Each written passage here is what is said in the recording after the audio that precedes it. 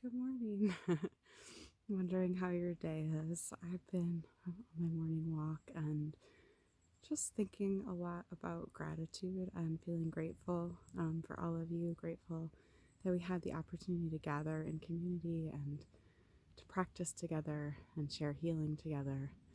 And I'm just thinking a lot about gratitude and these times that we're living in, these times of really big change. And I feel like one of the beautiful changes that's happening, there's a lot of challenges and also a lot of beauty. And one of them is, feel like for those of us in places of privilege where our basic needs and then some are met in life, we've lived in a time where we've developed and fallen into the trance of entitlement, where we feel entitled to all of the basic needs and luxuries that each of us have.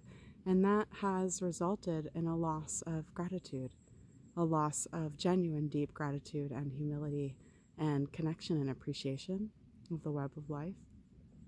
And in this time of this global pandemic and all of the different aspects of that, where these things that we have come, all of us, to take for granted have shifted and changed, it's this invitation to be really grateful, to reconnect with our genuine gratitude. And I think like when we are engaging in gratitude practice, we've all read about how good it is for us to be grateful. We know on the basic human and spiritual levels that being grateful is beneficial quality.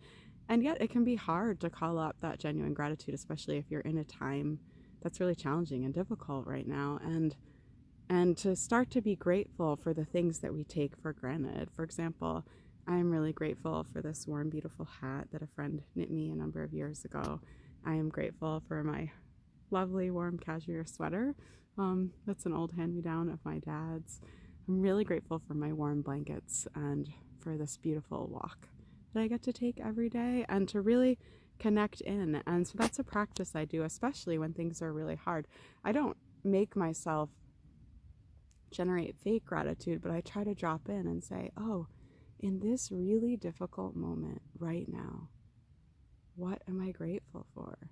In this moment when everything's falling apart and things are really difficult, what am I grateful for? What can I appreciate about my experience? The other way to say, how would my experience be worse right now if I didn't have these things? And so I just want to drop that into the nectar of your heart, a pathway towards the authentic experience of gratitude, and see what you find if you reconnect with that practice or continue with that practice. If you're already doing it, notice what you notice. Notice how it influences you as you move through your day. And what I find is, if it's not a practice you've been doing lately, it can feel really sort of artificial, especially on days where things are really bad, to be like, I'm not really grateful for anything. And that's okay too. Just being where we are is really important.